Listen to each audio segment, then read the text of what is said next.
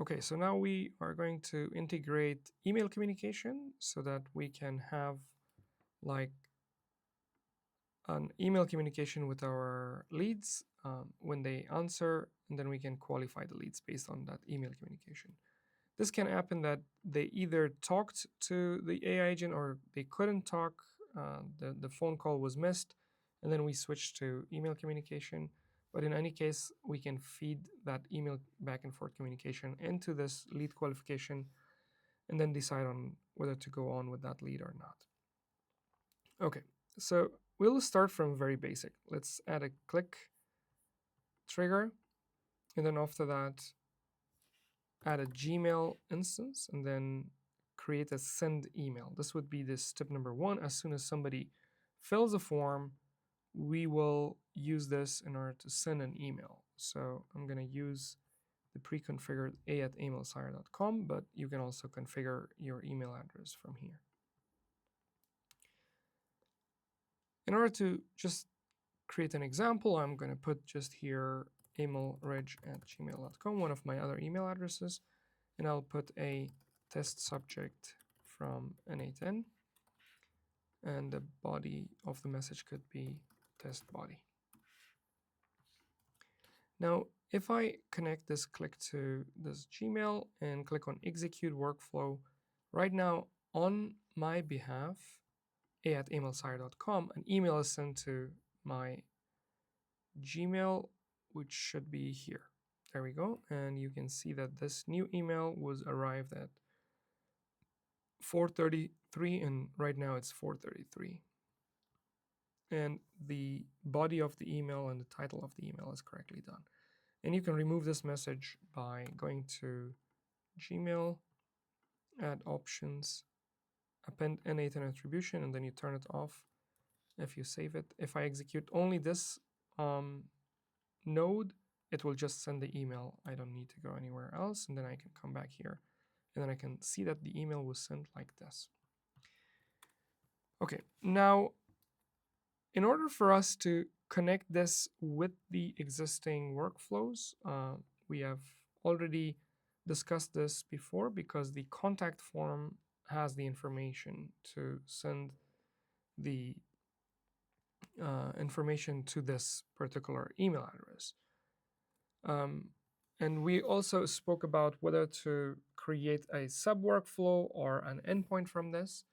My preferred workflow is that instead of sub workflow, I will create an endpoint or an API, because then later on we can use this to integrate it in our front end, in our full stack application that we're going to build using vibe coding. So let's turn this into an API with webhook. I'm gonna keep it as a post, and maybe the response can be the first incoming, whatever was from the Gmail. And here we can create respond to webhook URL. We need to send the required information to this Gmail. And if we go into our Postman, we can send all that information from here as a post. In the body, we can send this JSON that we will need to send. So the subject, it can be test email. And then the body,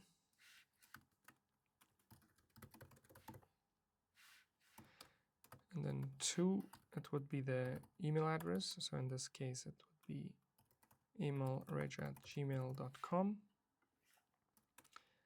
And the full name would be ElevenLabs, so that we can greet them. And that's pretty much it. That's all the information we need for sending an email. Now I'm gonna execute this. It's obviously not gonna work because it's gonna trigger an email sending with that test Therefore, I'm going to delete this connection just so that I can receive this payload on this side. Now, since I received it, I'm going to pin it. I already have this information. I'm going to map these two, and then in here, instead of like this to email, I'm going to pull it from the to email coming from the payload, and the subject also comes from right here.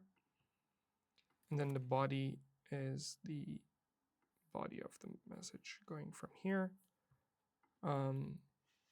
Perhaps I didn't need the full name anyways, because the body I can generate it on the fly when I'm calling this this API. But nevertheless, it's there. That's fine. So now if I execute this one more time, and then from here, I will just put a body from Postman, execute, and then I will see that it was executed. This is the common bug in n8n. I will need to run it one more time. There we go. All of them are executed.